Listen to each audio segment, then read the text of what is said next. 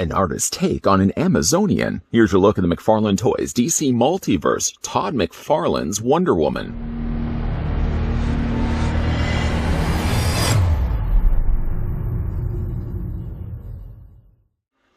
From the mind of Todd McFarlane comes one of the most beloved and iconic DC superheroes of all time. Reimagined to be clad in armor of his own design, Todd McFarlane wants to encompass the wondrous power and majesty of Wonder Woman in a new look with his own spin.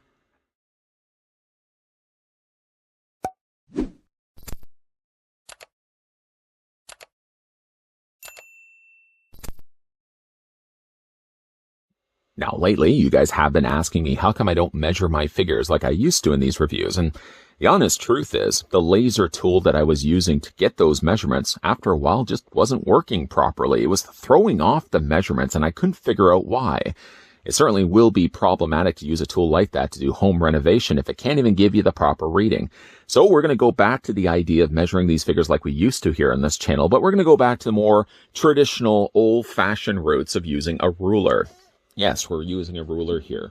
So I'm going to put the ruler right next to Wonder Woman's head, and she's roughly about 7 3/4 height, and that's giving it to about the top of her head. Not necessarily those little wings that stick out from the top. I guess you could technically say she's about 8 inches tall if you were to factor that in, and that translates to the figure being about 20 centimeters in height. And then for some figure comparison, we can bring in the Todd McFarlane Batman that we had a look at not too long ago. Wonder Woman is a little bit taller than Bats here.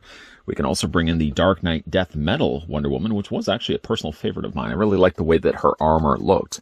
And she's also a little bit shorter than the Wonder Woman that we are going to be having a look at in this review. Looking now at the figure's accessories, starting first, Todd McFarlane's Wonder Woman comes included with her very own black display stand. Same stand, yes, as the other figures we've had a look at before, with the DC logo brandished down below, and one singular peg hole that's going to attach to the underside of her foot. Not knocking the fact that, again, we get these display stands, because, again, not many companies are doing this anymore. Todd McFarlane still continues, and his team, to release these figures with display stands. So we really got to appreciate the fact that we do get stands. The figure also comes included with a trading card. Now, the trading card, once again, shows figure photography as opposed to actually artwork. I think maybe in a case like this, being the fact that this is designed by Todd McFarlane after all, I think it would have been also a nice touch that the trading card actually have an original sketch or drawing that he did of the character. Because I would really like to see how the goes from basically like the drawing of the figure to the finished figure. I certainly would love to have seen like an original drawing of Wonder Woman. And then, of course, on the back, the real name is Diana Prince, and a very small read-up, about a paragraph's worth. It was actually the same thing I read at the beginning of this review. Going to move that to the side. The figure comes also included with a sword and a shield. I guess we'll look things first at the sword. The sword, unfortunately, I'm getting out of the packaging, as you can see, has been warped. I'm going to do my best to submerge this, I think, in just hot water. A simple fix, putting it in hot water and maybe sandwiching it in between a couple of hefty weighted books maybe might be enough to flatten out the blade. Bent certainly aside, it is a really nice, very intricately detailed sword. Both the blade, the guard, and the hilt are all done here in gold, and I'm guessing it's probably gold plastic rather than actually painted. You can see all the scripture and scroll work that they've sculpted into the actual surface of the plastic. It looks really nice. And I also really like the way they've done the guard. If I could offer up any little bit of criticism. Now, I mean, the sword is pretty big. When you're looking at next to her torso, it goes to about her elbows. I'm not so bothered by the length of the blade, but once again, like I feel like the handle is way too thick. I asked the question, why does it have to be necessarily this thick, when I think just as maybe half or even 2/3 the thickness of this would have been more than enough. Now, you can take the sword and you can fit this into her hand. She only has really one hand for it. The other hand is closed shut. And we just attach it in like that. The first time I did this, funny enough, I squished her fingers. She's got really skinny looking digits there. Just be careful when you are putting that in her hand. And you can see, yeah, that's a quite long looking bladed sword. Using a display stand certainly will come in handy, I think, to keep the figure from falling over. She does also come included with a shield. The shield is really neat. Now, I would argue the point, certainly from a defense standpoint, maybe an opening in a shield maybe isn't a good idea. Although, to be fair, if I'm now starting to do that thought process in my head, I'm starting to think maybe if she actually used the shield to catch a sword, like if a sword is swung at her, she actually catches it in this section here. She can kind of hold the sword back or swing it out of the way and then go for a swipe of her own. Ah, you see, maybe that is a smart idea, sculpting the shield like this. And like the sword, there's very in-depth sculpting that they actually did to the surface of it. Now the shield has been molded here in silver plastic rather than the gold for the sword. And then they've gone in there and just painted a gold very close actually to the sword that we looked at earlier. And I really like the way they've got the Wonder Woman logo actually sticking out like that. It sticks higher up than the rest of the shield. The shield is pretty straightforward when it goes to putting on our arm. And you're literally just sliding it up. She doesn't necessarily clip onto it because of course she only has the closed fist. But it's more than enough to keep the shield in her arm. I guess you could. Yeah, it's not going to fall off of her arm. And that looks really nice. I really like the way that looks. A really long shield, a really long sword. But, I mean, Wonder Woman's quite a strong woman anyways. I would imagine she'd be able to carry a sword around like that. I certainly would have been able to carry around a sword like that. That's probably way too big and way too heavy. Let's go ahead and take that out of her hands, slide that off, and put that to the side. And get a closer look now at Todd McFarlane's Wonder Woman. I find myself saying this all the time, and I hate to sound like a broken record, but when it comes to Wonder Woman, I always find the next one that we get from Todd McFarlane's team always ends up being what I feel to be like the prettiest looking Wonder Woman. And why I feel like I may have said that already, because just reaching off to the side and grabbing the one that we got from the Dark Knight Death Metal, I also may have said that when we looked at the review of her. Pretty looking head sculpt. But I think now the one that we get from Todd McFarlane might actually trump this one. It's still a great looking head sculpt. I like the way that this came out. It's a much darker skinned Wonder Woman as well than the one that we get from Todd's mind at least. But I do think like that's a really nice looking head sculpt. One of the best, if not the best head sculpt that we've gotten for Wonder Woman.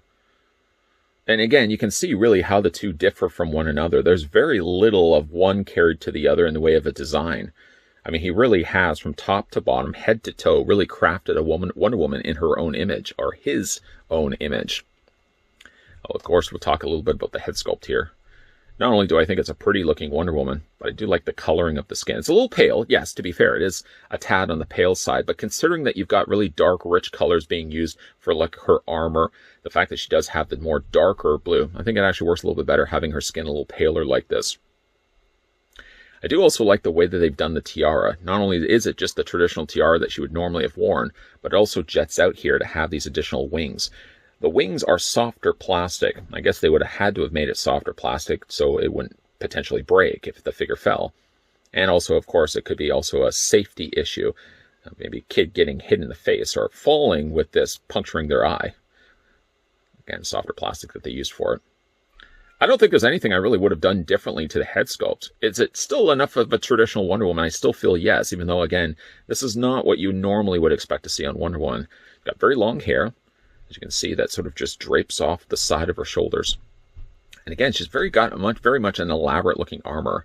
Very simple here. And then they add sort of all these additional decorations around it.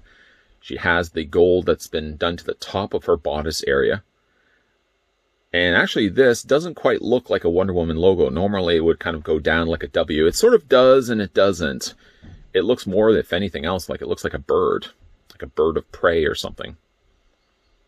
I think that's really neat the way it's done. I also like these shoulder pads. Colors like this, normally, I don't think would have worked quite well. I mean, all the red. I mean, they're primary colors, but they're not the normal basic blue, basic red, and basic, obviously, yellow. You're getting gold here instead. But I think the colors work well together. The shoulders are interesting enough. She's got these spikes that stick out, but they're not spikes that stick straight up. They rather instead stick forward. They're softer plastic, and they're actually attached on the tops of her shoulders. So certainly that's going to come a lot more handy when it comes to rotating her arms out. Again, very, very detailed looking armor that they've got here for the gauntlets. And as we get a little bit further down on the figure, still things that are familiar is the Wonder Woman logo here. A little bit of, unfortunately, gold paint that's bled onto the belt. She does have the lasso of truth already holstered on the side. It's not removable, but at least it's there. So, you know, again, Wonder Woman I don't think would be Wonder Woman without her lasso of truth. So it's nice to see that they included it. And so she sort of has like this skirting. The skirting doesn't go straight down. right? It's kind of strange the way they've sculpted it so narrow like this. I guess the idea of why they've made it so narrow is that it makes for, certainly for her in the battlefield, she wants to be able to move her legs free and easy to move. I mean, you would want to have a very long, very large skirting. So it seems like in this case, Todd really thought this out. Like, of course, you want to have enough clearance on the legs and the thighs so that she'd be able to run back and forth on the battlefield and not have to worry about a restricting skirt in the way of things. I like the way they've also done the alternating red here. We've got the red on the inside, and it's also on the outside, and then it's strapped across by the darker blue. The dark blue is my favorite color on Wonder Woman. I think they've really chosen a nice color to go with. Again, traditional Wonder Woman normally would have had only the blue down below and the red up the top.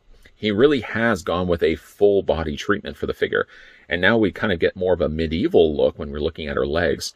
Kind of a continuation of what we get here with the gauntlets, but now done here in silver. Very elaborate looking armor that she wears. And it really is only in the legs, the arms, and the shoulders. The rest of the middle area of the body looks like it's just more of a tight-fitted suit than actual armor. Again, it makes sense when she's fighting the battlefield. Let's have a look at the figure's articulation now. Now, Wonder Woman's head does rotate back and forth. You probably would think because of the length of the hair, not to mention as well as that she has the shoulder pads, it would make things a little bit more difficult to get the head to rotate. And actually, it's not bad. It's not bad at all. The hair, if anything, goes underneath. As you can see there, the shoulder pads when you rotate it back and forth. The only issue I do have, one of which, is when you are rotating the head, I find sometimes it pops off the ball joint. I mean, that's an easy fix. I can easily just pop that back in place.